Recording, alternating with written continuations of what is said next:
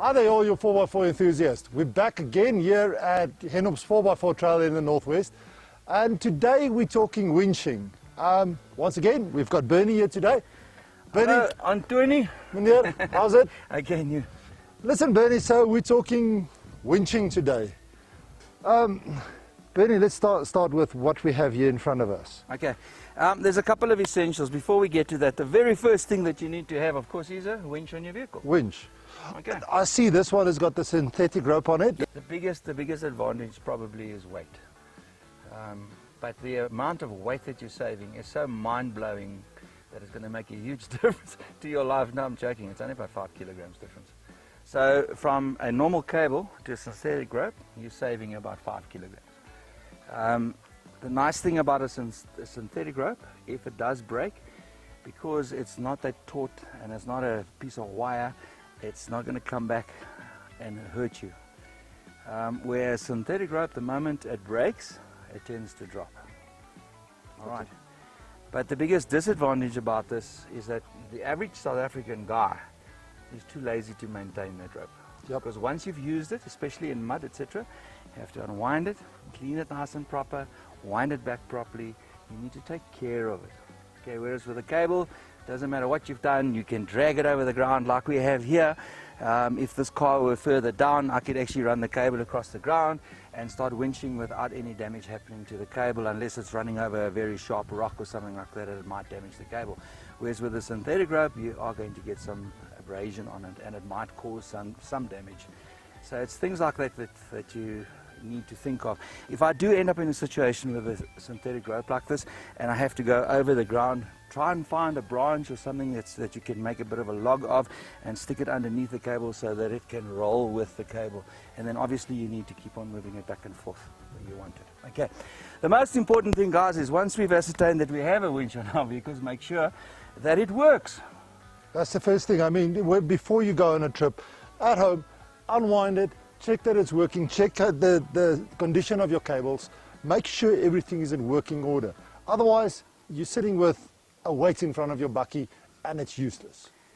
And of course, experience has also taught me that it might work well. I'm testing it at home, and I've driven through some mud and I've driven over rough terrain and I pick up a problem and somehow the winch is not making connection and it's not getting power, or the earth cable is off and the winch doesn't want to work. So before I start my recovery, the first thing I want to do, you'll see that we've already opened the bonnet.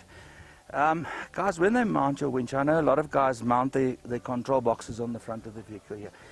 There's several reasons for that. Number one is the cable that comes with the winch is very short. Okay.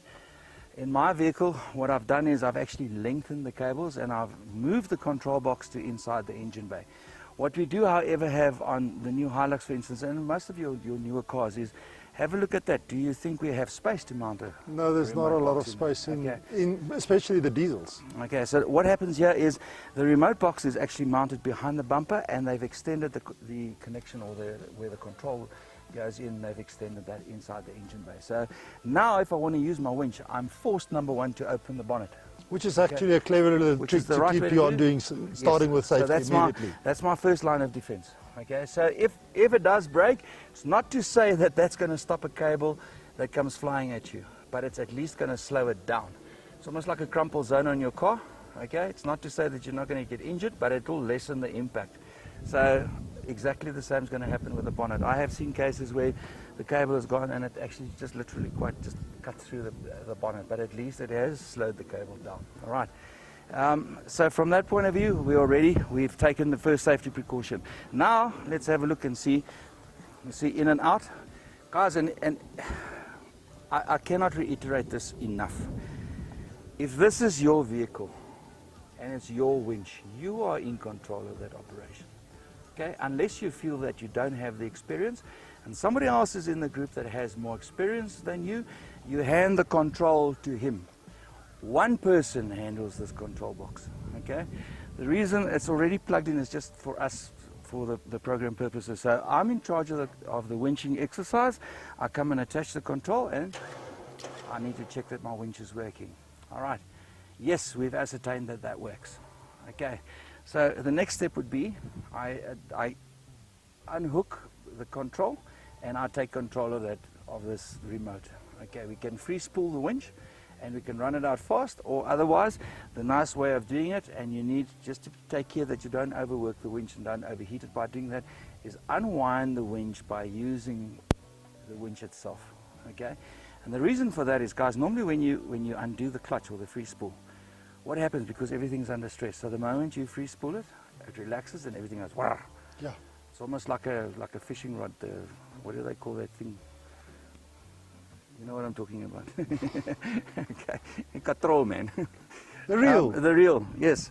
So when you release that, it just, and then you sit with a nice cryness, like the old people used to call it. So exactly the same happens to a winch. So everything is under stress. The moment I release the free spool, I go, wah. Okay, now I've got a problem, because now everything is all unwound basically. I've taken the stress off. And you actually want to keep the stress on the cable. So I'm going to unwind the winch using the winch control. Okay, so now I'm going to say to you, Anton, please help me. So please put on a pair of gloves. Okay, guys, just to show you quickly, here we have access to the free spool at the back of the winch here. So I'm not going to undo the winch for the reasons that I explained to you. So we can close that. Right, Anton, it's time for you to don some gloves. And They're still not the biggest there. Yeah, I can't help for that. And then you become my assistant. You take that end of the winch and wait for me to get to the control. Right, and off you go. And it's a good thing to keep tension on it. Yes. I'm abseiling. Okay, stop. Okay, guys, for this exercise, and a winch is extremely draining on your battery. So what we want to do here is to start the vehicle so that we have the battery charging, okay? Because that draws a lot of power. So hang on to it there. I'm going to start the vehicle quickly, all right? Dankeschön. Okay, guys, now that we have the engine running, Anton, where do you think a winch is at its strongest? At what point is it at its strongest? Remember, we've got about 3 rolls on the drum. I would probably say in the middle somewhere. You want to wind as much cable off as you can, because the closer you get to the actual drum, the stronger the pulling strength of the winch is. So in other words, if I'm down to the more first, torque you have. The first wind, the more torque I have. The next roll is a little bit less and a little bit less. All right. So if I have a look at our situation here, how many meters have we got to our anchor point over there, roughly? About 10 From meters? there to there is about 10. Okay. Our winch cable is about 30 meters. Okay. So it's pointless me just running a straight line over there, because I'm not going to get the maximum pull from my winch. Okay. So what I want you to do is I'm going to winch out for you, and then you go to the tree and we're going to make a plan with this puppy. Okay, guys, in order to get the cable a bit longer, I have, number 1, a snatch block. That's wow. All right. What I've done with mine, this has actually got a grease nipple, which is a very good thing, because sometimes it's only got a little plastic bush that runs on the inside, and if you're really pulling, it gets hot and it can seize up. So my suggestion would be, when you buy one of these, is to take it apart, give it a bit of graphite grease or CV grease, and then put it back together again. It just makes it a hell of a lot easier for this to turn. Okay. How do I get that around the cable? I simply slice it open. Guys, and be careful of this. Okay. It's scissors. This is like a guillotine. Okay. It can hurt you. That's one of the other reasons that we wear the gloves. So we're going to put that over the cable. And there we have it over there. And if you have a look at that, you see it also makes a massive zip line, eh? Yeah. Okay. All right. So now I just need to get hold of my tree trunk protector. So on a metal cable, a lot of guys do this. Okay. Now that pull into the cable, you're going to damage the cable. So you don't want to do that. All right. So we need a decent anchor point. And what I've got here is a tree trunk protector. Specifically made, you can see it's got a bit of a sheath on it. However, it's also very long, and I don't have a very fat tree. Okay, so I'm going to go around the tree. Let's get an ideal length here, and I'm going to wrap it again. And if need be, again. And you're also going to see I'm putting it as low as possible, Anton. And there's a reason for that as well. Well, the leverage that you're putting on, the lower it is, the That's least leverage you have on the tree, That's it. and you won't be pulling it out. Okay, so now I utilize my snatch block.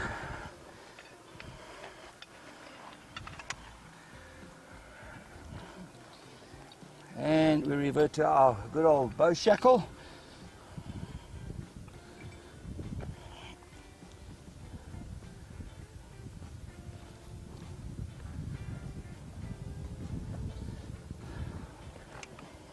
Bring that a little bit closer.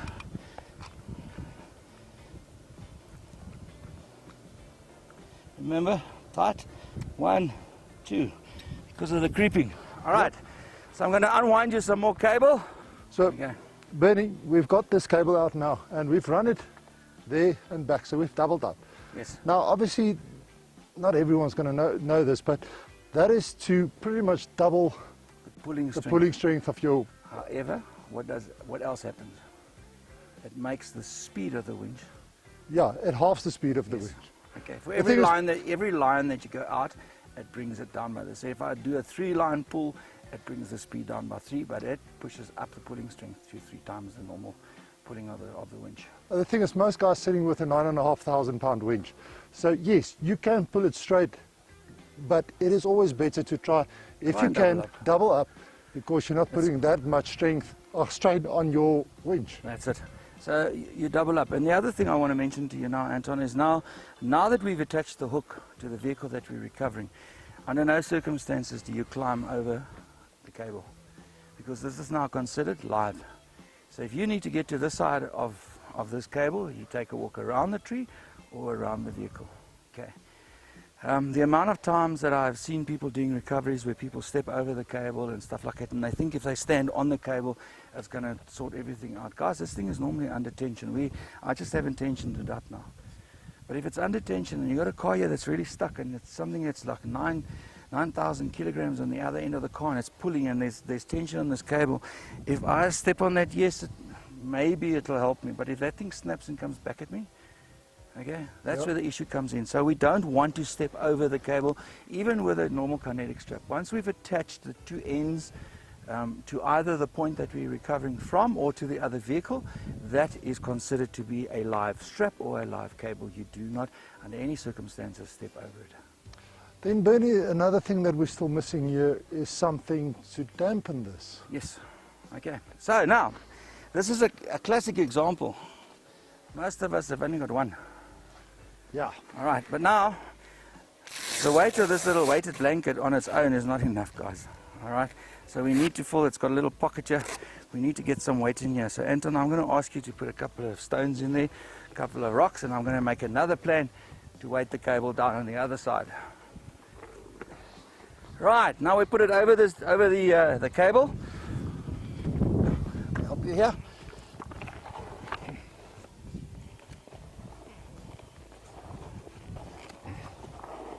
There we go. And you want it more or less in the middle of the cable, so let's move it that way. That's it. Now what do I do on the other side, because I don't have another one of those? Okay, I can make use of my kinetic strap because it's nice and long. So what I'm going to do is I am going to wrap this around here, but you want to give it a couple of long loops as well, because this gives you added weight should your cable snap at the end of the day.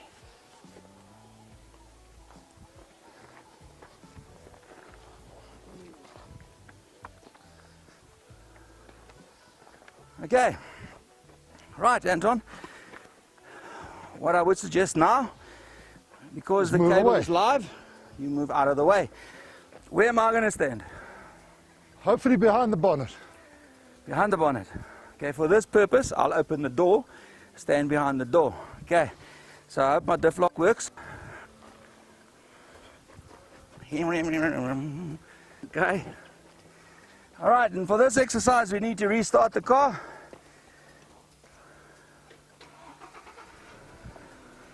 And now start your winch in. Let's get some tension on the cable. Okay. All right, let's see what happens. Ideally, you'd want somebody inside the car that can control the steering.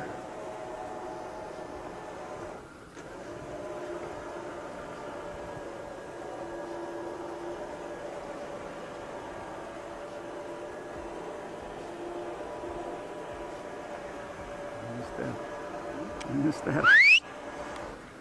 Pretty simple, straightforward. Yes. Just remember your basic safety rules. Safety, safety, safety, safety, safety. That's once again something that we spoke about in the very first episode that we did, is always safety. Safety for your occupants, safety for your people that are with you, and the most important one is your own safety at the end of the day. Guys, thanks again for watching this series on recoveries, this one on winching. Thanks to Bernie. Bernie, thanks. Showing us how not to. Guys, share your experiences in the comments below. Like us on Facebook, subscribe to our YouTube channel, and watch next time when we're going to look at snatching. Cheers, guys.